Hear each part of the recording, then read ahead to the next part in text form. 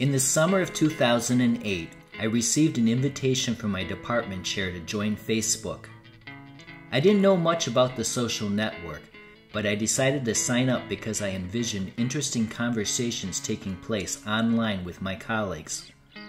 At the time, I was a special lecturer in the Department of Writing and Rhetoric at Oakland University. The year before, I had won the Excellence in Teaching Award. I felt great about my teaching, but I didn't feel a strong connection to my department or the community of teachers, scholars, and researchers who make up the discipline of rhetoric and composition. Unfortunately, my first attempts to use Facebook to get connected were unsuccessful. On September 26, 2008, I wrote that I was about to head to class to launch a semiotic analysis unit. No one responded, and I didn't write another status update until February 17, 2009.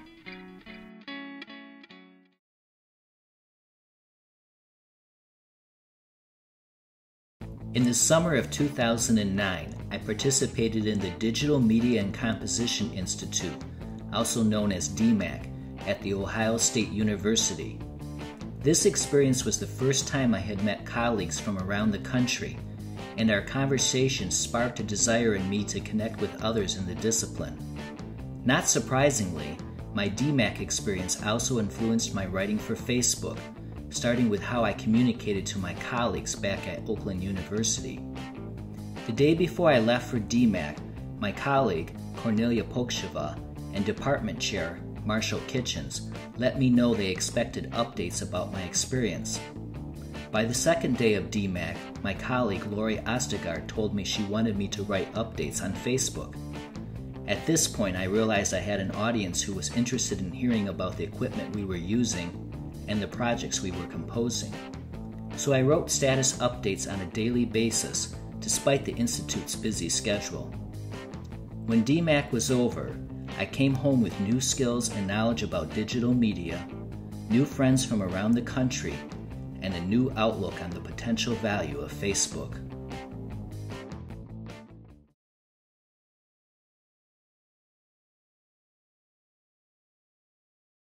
Since participating in DMAC, I spend a lot of time writing status updates about my professional life, particularly new ideas for teaching using digital media. I also share specific teaching resources and how I use them in the classroom. In addition, I often share bits of my teaching philosophy, particularly my commitment to writing with my students. Video projects have become an important part of my first-year writing courses. As a result, I like to share examples of student videos on Facebook. This screenshot shows a video argument entitled "A Need for Religious Tolerance," and this screenshot depicts a career video on becoming a professional dancer. In addition to posting student videos, I share my own video projects, like my career video that profiles my wife Cheryl as a kindergarten teacher, or my video argument entitled "Genetically Modified Foods, Potentially Dangerous."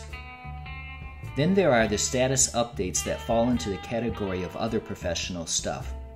I like to keep my Facebook friends in the loop of what's going on in my professional life.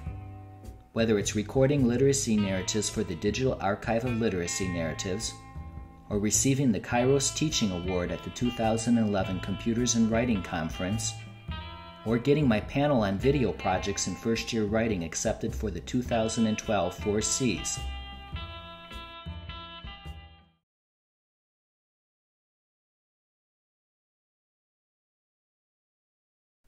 All of these screenshots show that many of my Facebook friends are paying attention to the things I write in my status updates, but I like to focus on 3 friends in order to show what they have to say. Dana Driscoll is a friend and colleague at Oakland University. Here's what she told me. Through your posting of student videos, assignments, ideas, and your own video work, I have been inspired to more fully integrate video arguments into my own first-year writing courses. Bump Halbreder is a friend and colleague from Michigan State University. In the summer of 2010, I learned that he was paying attention to my status updates. After attending his workshop entitled Audiovisual Rhetoric for Writing Teachers, Bump told me, I'm interested in seeing how the stuff you learn today plays out in your teaching and students' work. Cheryl Ball is a friend and colleague from Illinois State University. When I ran into her at the 2011 4Cs, here's what she told me. The stuff you're posting to Facebook about what you're doing with your students is blowing me away.